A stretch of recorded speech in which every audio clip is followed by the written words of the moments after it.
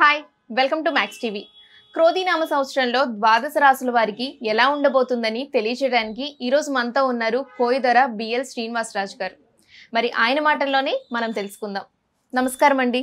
ఓం నమ శివాయ. క్రోధినామ సంవత్సరంలో ధనురాశి వారికి ఎలా ఉండబోతుందో తెలియజేస్తారా? ఓం సమ్మక్క తల్లి సారలమ్మ కొండదేవత అమ్మవారు ఆశీర్వాదము. కుర్రో కుర్రు కొండదేవత అమ్మ పలుకు జగతాంబ పలుకు వనదేవత పలుకు జాయ కొండదేవత అమ్మవారు అనుగ్రహం. ప్రజలందరికీ నమస్కారము. ఈరోజు మనం తెలుసుకోవలసింది ధనుసు రాశి ఫలితాలు.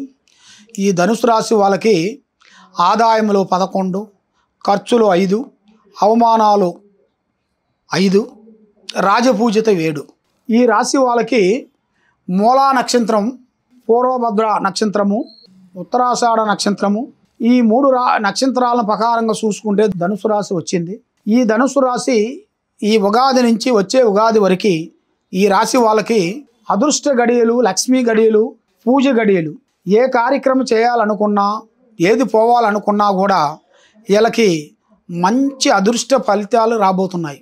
గతములో ఒక 6-7 సంవత్సరాల క్రితములో జరగని కొన్ని పనులు ఈ సంవత్సరములో ఈ ఉగాది, ఈ క్రోధినామ సంవత్సరమున ఈ ఉగాది నుంచి వీళ్ళకి తప్పకుండా అభివృద్ధిగా రావాల్సిన కార్యక్రమాలు చాలా వరకు ఉన్నాయి. కాబట్టి వీళ్ళకి చదువులో కానీ, ఉద్యోగంలో కానీ, వ్యాపారంలో కానీ ఎలాంటి చెడు ప్రాబ్లాలు అనేది ఏమీ కనబడుతులేదు.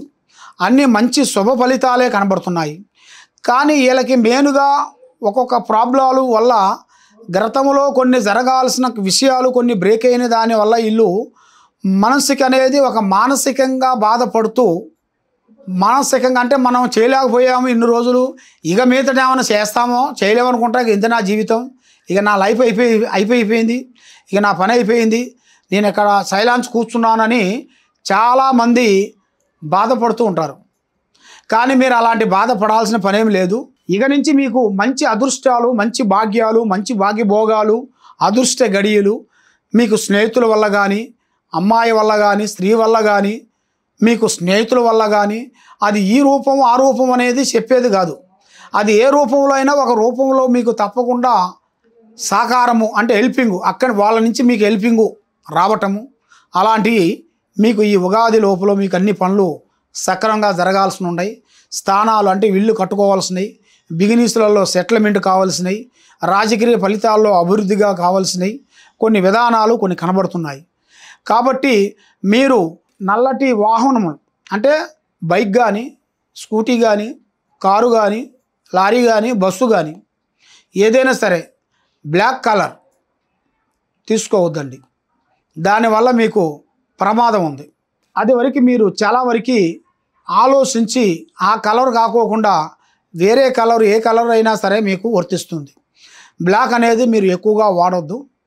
ఎక్కువగా మీ జాతక బలంలో చూసుకుంటే తూర్పు ప్రయాణం చేయొద్దండి. తూర్పు ప్రయాణం వల్ల మీకు కొన్ని ప్రమాదాలు కొన్ని కనబడుతున్నాయి. తూర్పు ప్రయాణాన్ని మీరు చేయొద్దు. మీరు ఉండే ఏ ఊరైనా సరే, మీరు ఉండే ఊరు నుంచి తూర్పు భాగము ఆ విధంగా మీరు దాన్ని జాగ్రత్త పడుతూ వస్తే మీకు మంచి శుభ ఫలితాలు రాబోతున్నాయి. కాబట్టి మీకు ఇంకా ఏమన్నా సందేహాలు ఏమన్నా ఉన్నా, ఎలాంటి ఇబ్బందులు ఏమన్నా ఉన్నా, భార్య భర్తల్లో బాధలు పడుతున్నా, ఎలాంటి సందేహాలు ఉన్నా కూడా తప్పకుండా ఈ నెంబర్కి సంప్రదించండి. మీకు ఏ డౌట్ ఉన్నా కూడా మేము చూసి స్థితిగతులను చూసి మేము చెప్పగలుగుతాము. సర్వయోజన సుఖినో భవంతు.